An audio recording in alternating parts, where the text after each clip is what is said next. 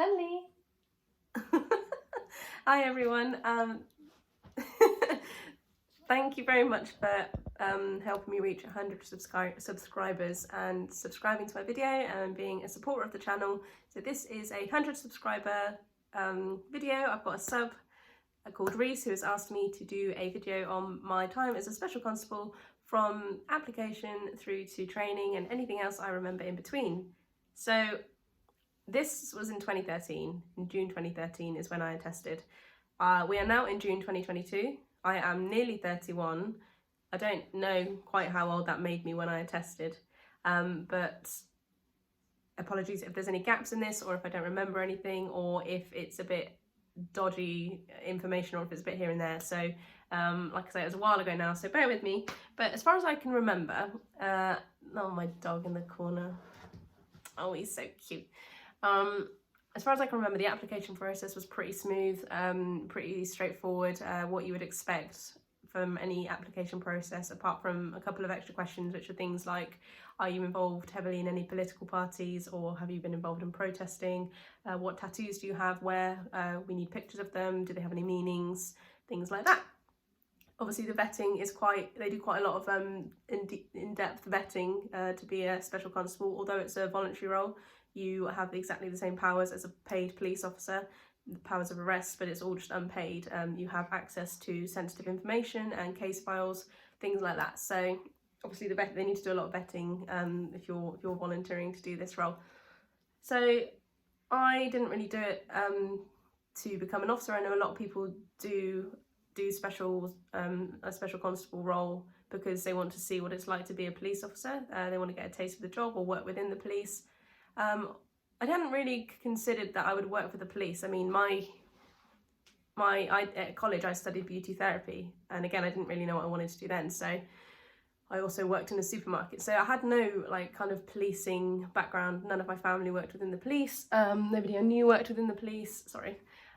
So I just kind of did it because I saw that they were looking for volunteers, and it just seemed like a really good challenge for me. I was in a position where I needed to do something more with my life. I was working in a supermarket and I wanted to be challenged, and I wanted to be put in situations where I could help people. I'm a very caring person and I wanted to help people, and also, yeah, just be challenged with what was thrown at you, because if you're an officer or a special, every day is different, isn't it, at the end of the day? So that's kind of why I did it. So I went into it. The application process, like I say, was fine. They call you in for a second, for an interview.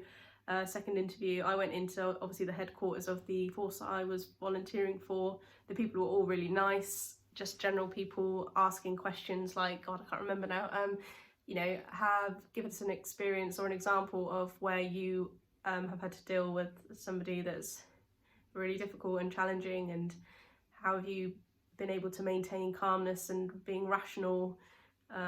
It can be examples from personal life or like a professional work life, things like that. So if I think of any more questions, I shall pop them in the description below. And equally, if you have any questions about this video, then just ask in the comments and I will get back to you. I'll try and make this video quick. I don't want it to drag on for too long. So obviously interview was passed, which is great. They then tell you to choose 3 LPAs, which is basically a local policing area, so where you want to go and volunteer. Some people are adamant that you shouldn't police where you live. Obviously, if you go out to the shops and you've dealt with Joe Bloggs, we arrested him last night, and then you go off and bump into him in Tesco's 3 weeks later or something. Although a lot of people think that that's completely rubbish, and that, at the end of the day, they find quite a lot of benefits in policing in their local area, because they kind of set this precedence, I guess, I don't know. Anyway, I decided not to, because I didn't want to bump into anybody. So I think I volunteered, about 15 minutes away from where I lived. So it was pretty close proximity, but it wasn't actually in the town that I lived. So I moved around a few places. I think I did about 4 or 5 different LPAs, local policing areas, in the end, which was good. So basically you put into top priority, your top 3, where you want to be placed, and then they try and get you in your favourite one, if not the next one, depending on availability, on who they need. I was teamed up with a really nice tutor. Actually, skip back a bit, Emily. Training. So the training, that was really fun. I mean, there wasn't, I'll be honest, with the force that I was with, there wasn't much training in the theory side of things. So the crime classifications, the Home Office counter rules, how to use the policing systems was pretty much non-existent. A lot of them said like you're going to learn on the job, so it's probably like a week max, like 1 week max, which is obviously like Monday to Friday, so 5 days of that sort of stuff. Like each day you are allocated, today you're going to be learning about criminal offences, tomorrow you're going to be learning about, I don't know, the policing systems, and it was difficult for me personally. Some people picked it up or appeared to pick it up. I think in a lot of training with being like a special or police or any policing environment, a lot of people feel like they need to show that they already know everything, or I already know that, or you know, I'm already one step ahead of you. Or that's how it felt for me in my specials training and also in my training for the call centre. And I'm very much an open person about, well, I don't know, I'm not going to sit and pretend I know automatically what public order offence you're talking about when there's 3 different ones. I didn't know. And I think a lot of people would put on that they knew, and that can like make you feel a bit shit because you think, oh, am I the only one that doesn't fucking get all of this crime bollocks? But actually a lot of people just put on a front, and it turns out that they fail their exams or they quit or whatever. So have confidence in yourself. If you don't know something, don't worry, ask a question. There's so much to learn with policing, like it is never ending and it is always changing. So never feel bad for not knowing anything. And there's so many different scenarios and grey areas. It's all to do with people's intent and there's just so many different scenarios. So never feel like, oh, I'm failing because I don't understand or I haven't picked it up or I don't know. And try and read English law. It's written so fucking poorly. Well, it's just old, isn't it? It's just written old. So if you don't understand it, don't beat yourself up. Like, it is written backwards. Sometimes it's written like Yoda's fucking written it, and it's just like, what? And it's contradictory as well. But anyway, so don't feel bad. So yeah, I went through the theory training, which was fine. Passing the tests, when I did it, it wasn't too difficult. Just use your common sense with a lot of it. Like I say, you don't necessarily have to know all the exact crime classifications, but if you use common sense in the fact of, you know, I'm putting the victim first, I'm putting their safety first, or I'm putting my colleague's safety first, or I'm being sensible about the safety of people around me, or what's sensible to do, like, just be kind of sensible and rational about your answers, and you're not really going to go wrong. The physical training, officer safety training, things like that, was again short but really, really good fun. I went to like an old abandoned like a aeroplane, I don't even know what it's called. I'm not going to tell you the location, but you probably know if you're local. It's like basically it looked like somewhere out of Call of Duty, you know, like the game, the Xbox game.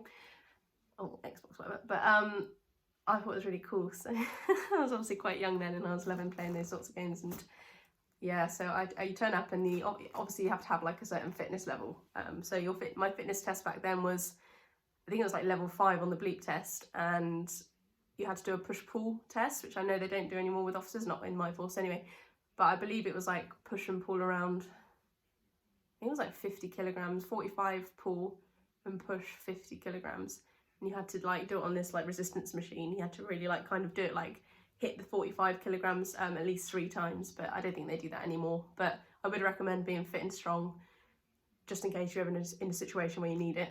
Like, don't be lazy about it, because it's your safety and also your colleague's safety at the end of the day. If you're fit and strong, then, you know, you have confidence in yourself and your ability. So I would suggest making sure you're fit and healthy and strong. So the officer safety training was pretty cool, pretty fun. So it wasn't too soon into being a special that they would give you your equipment and your kit. So you'd get a baton. And the training in how to use that was pretty intense. I remember this woman was like, right, you've got to have a stance and you've got to scream, get back, and throw your baton, which was really, not throw it, but like whip it open. And that kind of gets your adrenaline going. And other officer safety training, you were taught how to obviously apply handcuffs back to back or at the front if they're being compliant.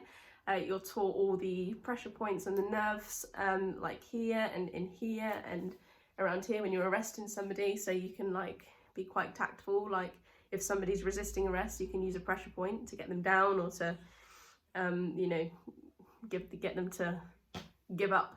And yeah, so that was fun. I remember specifically in this old warehouse where I had a day of officer safety training, and this bloke who had obviously been an officer for a long time, he'd obviously quit and went into training, and I think his name was Bob, and he had grey hair, he was a stocky bloke, and he was like, I'm going to pretend to be a prisoner, I want you, and looked at me, and I was like, oh fuck. And someone else, this other kid, he was really small, this other kid, I want you two to try and, probably because I'm really short and like I looked like I didn't know what I was doing, and he was like, I want you two to try and get me in this room and run out, and I'm going to be kicking off. So he was proper like screaming and running around and going, come on, fucking catch me. And I was like, oh, why have you chosen me? So I managed to grab him with my colleague and use all these pressure points. And if you go like that, like whack on a pressure point, obviously like not like beating them up, but you use your force. And I got him down, and I got his shoulder down, and he was like, oh fucking hell, like you're stronger than you look. And I was like, yeah man. So we managed to, it was fun. I think they're trying to make it lighthearted as well. So the officer safety training I thought was really fun. And what else did we do? We did a lot of fitness, like every day, even if it was theory, they'd make you run around the car park just to get everything going. You have all your kit on, so you're constantly running around with your kit on, so you know what it's like. It's heavy, and it does knacker you out. So that probably went on, what was it? I think they did Monday to Friday 9 till 5, probably for like a couple of months, maybe a few weeks. It wasn't a huge amount of training to then be let out in the public, like loose, with all your kit. And you know, you turn up somewhere and they're like, oh, she's a fucking officer, is she? She ain't gonna fucking do anything. And you think, oh, like 2 weeks ago, I had no idea, or how, I really can't remember how long it was, but you do feel like, okay, I'm ready. But it was, yeah, like I say, I really do recommend it. If you have any questions, let me know. This video is going on, and I've done a lot of and ahhing, and I don't edit my videos, so I should probably stop now. I will do another video actually, and it will be on like my tutoring. If you want, let me know if you do. Give it a thumbs up and I'll do it. It will be a video like on how I started my tutoring and what my tutor was like, and I had a couple of tutors, and what a couple of officers were like that are dickheads, and a lot of them who were really lovely, and what it was like being a special. Obviously, you know, some of the jobs I've been to, as I've already spoken about, the sudden deaths and the gangster one, I think I've spoken about him, and things like that. I mean, yeah, if you want more content on that, give me a thumbs up. I will do another video. I hope I've covered as much as I can without kind of going on too much or and ahhing too much. If things pop up and I start to remember a lot more, enough to make another video, I will do another video. But like I say, it was the officer safety training was really fun. Fitness test was pretty easy, but I made sure I went to the gym to reach that level of fitness. Theory was pretty non-existent. I had to do a lot of that on the job, and I would say that I'd learned all of my crime recording knowledge when I was in the call centre. Obviously that was 5 years, so of course you're going to learn a lot in that time, but I would suggest if you want to be an officer and you want to do it properly and not just go out and, you know, kind of get in the streets and get stuck in, but if you want to build through the ranks and get a lot of knowledge on crime recording, I would say that you learn it all in the call centre opposed to being an officer, because when you're an officer on the ground, you don't have the time to sit and learn all of that whilst you're working, especially if you're doing those sort of shifts where you're out and about doing night shifts, day shifts, early shifts, and you know, you're trying to then fit in time to learn all of that. It's difficult. I've just realised that one of my mates watches these videos and he was a special with me, so he's probably going to comment on this. I hope not. Anyway, if I think of anything else, I'll let you know. Say bye, Stanley. Stanley! Should we go get some dinner? Oh, he knows that word. Should we get some dinner? Anyway, catch you guys soon. Love you loads. If you have any more requests, let me know. Comment down below. Like, subscribe, share. I'll do more. Love ya. Bye.